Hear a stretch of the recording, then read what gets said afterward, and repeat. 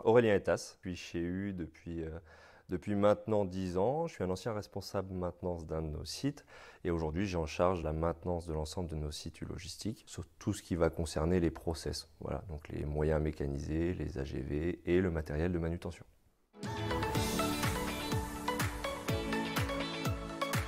Parler du contexte de la maintenance au sens large aujourd'hui en France. Il y a plusieurs enjeux. Déjà, il y a un enjeu de pénurie des compétences.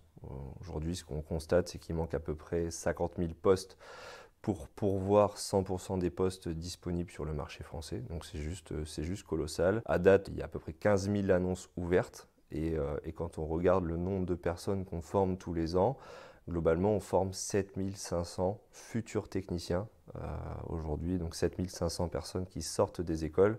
Donc si on fait le calcul, 7500, 15 000 postes ouverts, ça veut dire que tous les ans, le fossé se creuse d'à peu près 7000 emplois. Si on ajoute à ça un contexte géopolitique un peu particulier, il y a une volonté politique de réindustrialiser la France.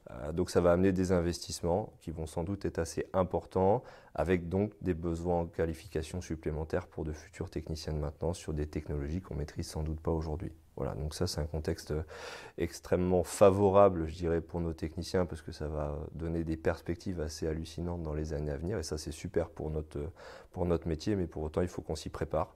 Et après j'irai rajouter derrière ça qu'il y a quand même une pression écologique qui est sacrément forte sur nos métiers, avec une rareté des matériaux qui est de plus en plus présente dans notre quotidien, donc forcément ça va accentuer à un moment la durabilité des équipements. Donc là où on jetait des machines à 7, 8, 9 ans, bah peut-être que demain on va les pousser à 10, 15 ans. Et donc forcément, ça va augmenter leur niveau de maintenance. Il va falloir qu'on soit de plus en plus précis sur nos gestes pour faire durer tous ces équipements-là.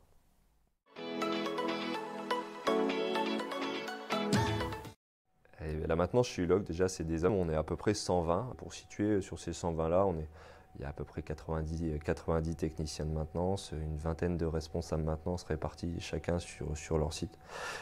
Et après des ressources transverses qui gravitent pour apporter des moyens à nos équipes maintenance sur les sites. Donc on est une dizaine de collaborateurs à travailler en transverse pour vraiment accompagner la performance de nos sites au sens large. Ce qu'il faut retenir, un enjeu qui a été absolument fort, c'est que en fait, depuis 3-4 ans, finalement, on a quand même triplé le nombre de métiers en maintenance chez nous. C'est-à-dire qu'on a des vrais parcours possibles sur la fonction maintenance. Auparavant, un technicien de maintenance, quand il arrivait chez nous, il était technicien et la progression qu'il pouvait avoir, c'était devenir responsable maintenance. Aujourd'hui, un technicien, et oui, il peut devenir responsable maintenance. Il peut aussi devenir technicien multisite pour intervenir sur des domaines techniques précis, faire de la formation. Il peut devenir responsable de projet méthode, chargé de méthode, et pourquoi pas coordinateur ou même responsable de pôle, je leur souhaite. Donc il y a une vraie progression dans le temps possible pour chacun de nos collaborateurs. Après, si on parle de nos effectifs, moi j'aimerais vous parler des effectifs projetés. On a quand même un enjeu extrêmement fort, c'est qu'à horizon 2027-2028, on va rechercher à peu près 35 techniciens répartis sur la France. Et pour faire ça, il va falloir qu'on se mobilise tous.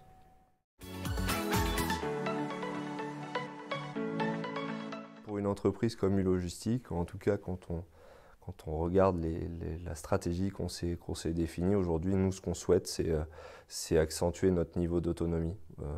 Aujourd'hui on avait, je dirais, un niveau de sous-traitance quand même assez élevé sur nos sites. Il y a quelques années, on était à 70 voire 80% de nos activités qui étaient sous-traitées, donc à des prestataires qui réalisaient pour nous la maintenance de nos installations. Et ça, aujourd'hui, la difficulté, c'est que on n'est pas maîtrisant, on ne connaît pas nos machines, on ne connaît pas nos propres process. Donc forcément, pour pouvoir reprendre la main sur des installations qu'on a sous-traitées, c'est compliqué. Donc moi, je fais partie de ceux qui pensent que on s'éclate quand on maintient des choses techniques. Donc il y a un enjeu quand même un peu de souveraineté, hein, parce que aujourd'hui, quand nos équipes maintiennent nos process, elles agissent en bon père de famille. Donc on apporte des améliorations, on achète bien nos pièces, on source correctement. Ça implique aussi de démarrer toutes les nouvelles installations aussi en totale autonomie. Le premier plan d'action qu'on a voulu se donner, c'est de changer notre image.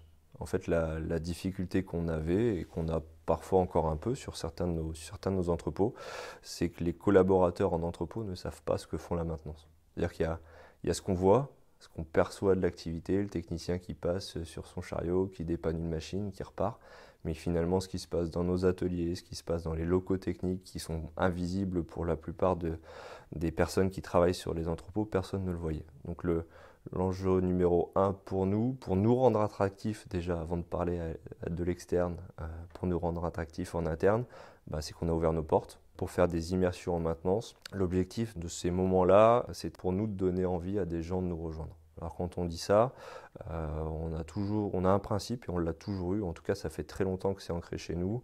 On a plutôt tendance à se faire confiance. Je parlais tout à l'heure de l'autonomie vis-à-vis de nos prestataires. Aujourd'hui, sur je dirais la montée en compétences de nos hommes, la plupart de nos techniciens, ou en tout cas beaucoup de nos techniciens en poste aujourd'hui, sont en fait d'anciens viviers. Et quand on dit un vivier maintenant, ce sont des gens, souvent des anciens employés logistiques, qui avaient au départ des appétences un peu bricoleurs. Il ne faut pas avoir peur du mot, c'est plutôt positif pour moi. Donc avec quelques appétences techniques et qui finalement, de fil en aiguille, sont arrivés en maintenance et qui pour certains sont maintenant des super techniciens. Donc l'objectif maintenant, c'est qu'on a été chercher des gens, on a sourcé, il y a eu des candidatures, donc il y a eu des entretiens. Et donc on a identifié au sein de tous nos effectifs à peu près 50 collaborateurs qui ont été choisis pour recevoir des parcours de formation à la carte pour développer leurs compétences en maintenance. Et l'objectif, c'est de pouvoir accompagner dans la durée tous ces profils-là. Sur des formations, je dirais, pratico-pratiques, c'est-à-dire qu'il y aura forcément un peu de théorie pour placer les fondamentaux, mais surtout beaucoup de pratiques dans des ateliers, dans des CFA par exemple, des mêmes ateliers que vont utiliser nos alternants. L'idée, c'est que ces gens-là vont pouvoir avoir jusqu'à 9 jours de formation sur plein de modules techniques. Les exemples de modules techniques, c'est qu'on va avoir de l'hydraulique, on va avoir de l'électricité, on va avoir de la métallerie, parce que parfois on a besoin de faire un trait de soudure, une réparation, on va faire de la pneumatique, on va même aller jusqu'à de l'automatisme. Et l'objectif, c'est vraiment de pouvoir proposer à ces gens-là un véritable parcours sur le long terme pour peut-être à terme leur donner un poste en maintenance. Avant que de parler de ce qui reste à venir, je vais parler de ce qu'on a réussi à faire, parce qu'on a quand même réussi à recruter pas mal de profils depuis le début de l'année. On avait à peu près une dizaine de collaborateurs à recruter.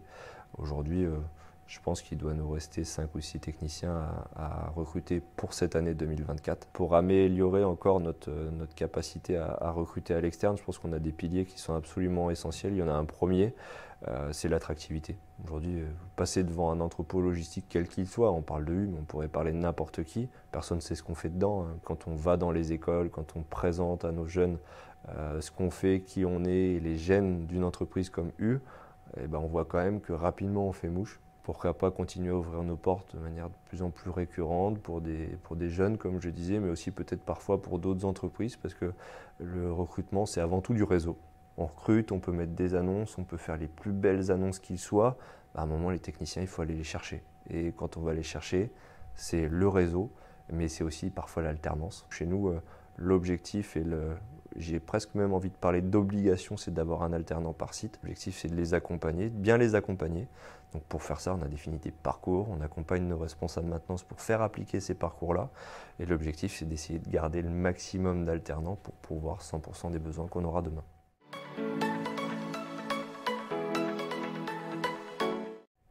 On a quelque chose de très différenciant chez eux.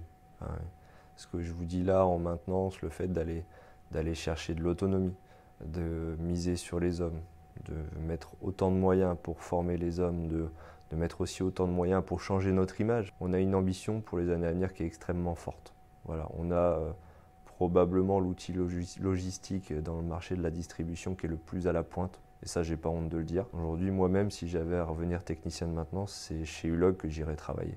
Tous ceux qui vont écouter ce podcast, je vous invite à aller sur notre site U-Emploi pour regarder les offres qu'on a en cours et ne pas hésiter aussi à vous arrêter sur nos sites pour juste frapper à la porte et venir voir ce qu'on fait. Bref, venez chez nous.